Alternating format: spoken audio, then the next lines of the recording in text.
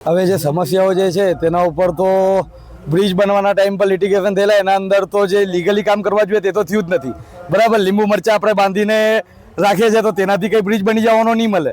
એવી તો બહુ બધી પ્રથા છે કે જેના વજહથી બ્રિજનું કામ અટક્યું છે. જે આપણે ડમ્પિંગ યાર્ડનો જે બધો મસલો છે નાંદા ચંડોળના અંદર, તે બધી બી વસ્તુ એકદમ આખું ડમ્પિંગ યાર્ડ તરીકે જે લોકો યુઝ કરે છે હજુ બી.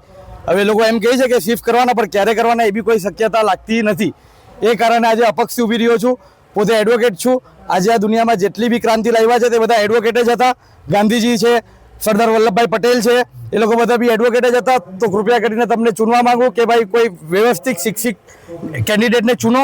માર્કેટનો મુદ્દો ભાઈ, માર્કેટ મુદ્દામાં જે આપણે ગરીબ બાઈઓ જે ફક્ત 500 રૂપિયા કમાવા માટે આવતી હતી 30-40 કિલોમીટર દૂરથી, આજે તે લોકોની રોજગારી પર પૂરેપૂરો માર પડ્યો છે. તેની જવાબદારી કોણ લેશે ભાઈ? આજે સત્તા પક્ષે બધા તમામ વેપારીઓને, માર્કેટના વેપારીઓને બોલાવીને મિટિંગ રાખી કે અમે 5-5 ફૂટ જગા આપશું. હવે જ્યારે ઇલેક્શન આવ્યું ત્યારે તમારે બધી સૂચ પડી. જ્યારે આજે ગરીબોને માર પડ્યો, 15-15 દિવસ સુધી પોલીસવાળા લોકોને બેહારીને રાખ્યા, લોકોનો ધંધો આખો બંધ કરાવી દીધો, ત્યારે લોકોને નહીં પડેલી હતી કે જ્યારે કે ગરીબ બાઈ લોકો ક્યાંથી કમાઈને આવશે ને ક્યાંથી એ લોકોનું ઘર બહાર ચલાવશે?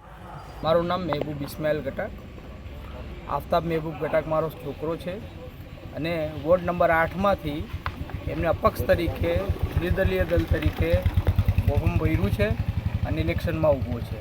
એને ઊભી રાખવાનું કારણ એ જ છે કે વાપીની સમસ્યા ઘણી વધતી ગઈ છે અને આ લોકો સત્તા પક્ષો કોઈનું સાંભળતા નથી અને મન ફાવે તેમ એ લોકો કરે છે. સત્તામાં હતા છતાં માર્કેટ તોડીને આજે એ લોકો વાત કરે છે કે અમે આવ્યા પછીથી તમને 5-5 ફૂટ રસ્તો આપશું. તો જ્યારે તોડ્યું ત્યારે એ લોકો સત્તામાં હતા ત્યારે શું કર્યું એ લોકોએ? અને વિરોધ પક્ષ હોય કે સત્તા પક્ષ હોય, કોઈએ વાપી માટે કંઈ કામ કર્યું નથી. એકબીજાને મેળાપીપણા કરીને આખા વાપીની પત્તર દામી નાખી છે એ લોકોએ. જ્યાં જોઈએ ત્યાં ખોટા ખોટા કામો કર્યા છે એ લોકોએ. એટલે વાપીના સારા ભણેલા ગણેલા વ્યક્તિને વોટ આપો અને જેથી કરીને એ લોકોના પર એ લોકો તપાસ રાખે, ધ્યાન રાખે અને વાપીનું સારું કામ કરી શકે. એ હિસાબે આજે મારો છોકરો છે તે LLB છે અને ભણેલો ગણેલો છે. એટલે મારી રિક્વેસ્ટ છે કે તમે સારા પ્રતિનિધિને વોટ આપીને લાવો, ત્યારથી કે વાપી મહાનગરપાલિકાનું સારું કાર્ય થાય.